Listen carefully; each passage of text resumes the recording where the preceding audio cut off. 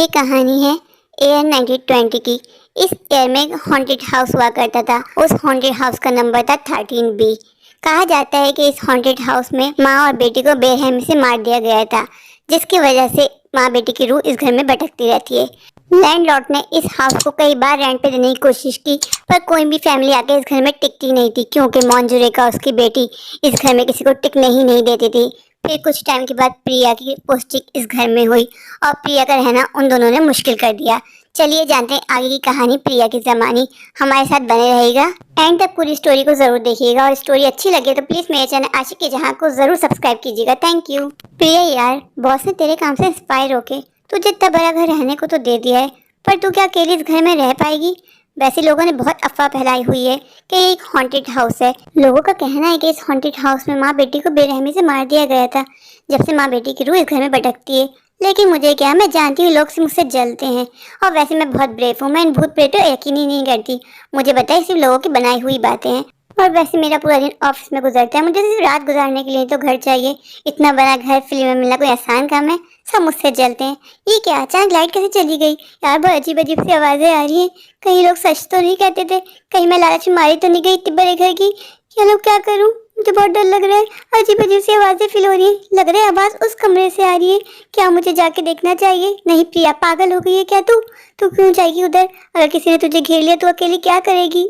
यार मैं कहाँ फंस गई? मुझे बॉस से बोलना चाहिए था मुझे ये घर नहीं चाहिए, पर मैंने सोचा इतना बड़ा आलीशान घर कहाँ मुझे रहने का मौका मिलेगा।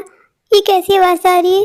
मुझे अपने पीछे किसी की आहट फील हुई। ऐसा लगा मैंने किसी की परछाई देखी है। ये क्या हो रहा है मेरे साथ? ये मेरा घर है, मैं यहाँ किसी को टिकने नहीं देती। तूने बहुत गलत किया लड़की, अब तू जाएगी अपनी जान से। मैं इस घर में किसी को नहीं आने दूंगी। ये मेरा घर है, मेरी बेटी का। वहाँ बाहर की लाइट ब्लिंक क्यों कर रही है? ये क्या हो रहा है? अजीब अजीब सी आवाजें आ रही है। प्रिया अंदर कमरे में चली जाए, इससे पहले जैसा कुछ उल्टा सीधा हो जाए। ऐ ऊपर वाले, ये मैं कहाँ फंस गई? कहीं लोगों की बातें सच तो नहीं थी? मैंने ना मान के गलती तो नहीं की? मैंने वहाँ किसी को गुजरते हुए देखा? क्या मुझे वहाँ जाके देखना चाहिए? मेरे कुछ समझ में नहीं आ रहा, मेरा तो दिमाग ही काम नहीं कर रहा। अच्छा खासा छोटे घर में जिंदगी गुजर रही थी, लेकिन प्रिया तुझे तो बड़ा महल जैसा घर चाहिए था। भुकत प्रिया, अब खुद को कोसने का क्या फायदा? अब तुझे इस हालात से मुकाबला करना होगा, देखना होगा वहाँ जाके कौन है। मैंने खुद किसी को देखा वहाँ जाते हुए, मुझे ऐसा लगा था कोई है, और मेरी आंखें कभी मुझे धोखा नहीं देती। ये लॉन्च का दरवाजा बार बार कौन खोल रहा है, कौन बंद कर रहा है? खुद ब खुद लैंप की लाइट भी ब्लिंक कर रही है। ये क्या हो रहा है मेरे साथ? ऊपर से इतनी तेज बारिश शुरू हो गई। ये कोई टाइम तो नहीं था बारिश शुरू होने का। दिन से रात कैसे हो गई? मेरे तो कुछ समझ में नहीं आ रहा। काश मैं इस घर में कभी आती ही नहीं।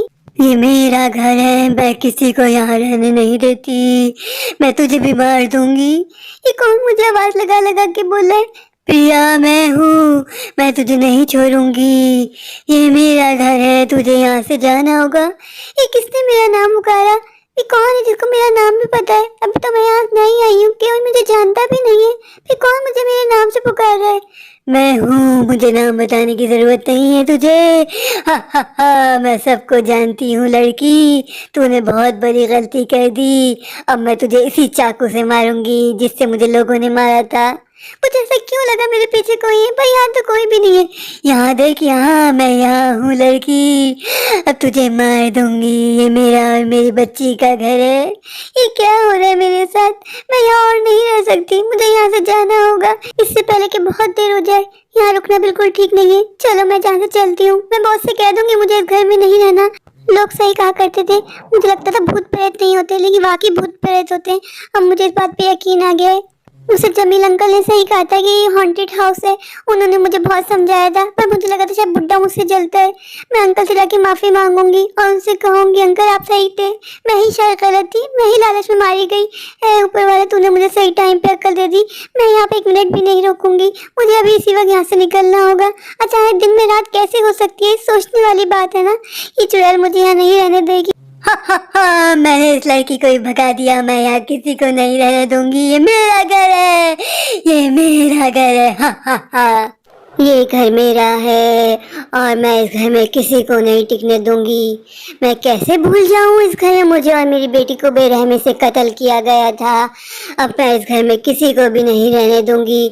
मुझे आज तक किसी ने इंसाफ नहीं दिलाया। मैं इंसाफ के इंतजार में भटकती रही, कभी यहाँ कभी वहाँ, लेकिन ये दुनिया बहुत बेरहमी है।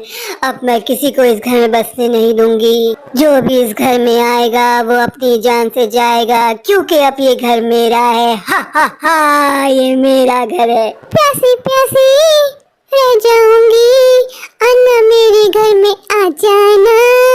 ना कर जरा भी फिकर, आजा आजा तू आजा इधर, आजा तुझे हेवन दिखाऊंगी। मेरे प्यारे प्यारे व्यूवर्स, अगर आपको मेरी आज की स्टोरी अच्छी लगी हो तो प्लीज मेरे चैनल आशिक जहां को लाइक कीजिए, दोस्तों का शेयर कीजिए और मेरे चैनल को सब्सक्राइब कीजिए। Thank you.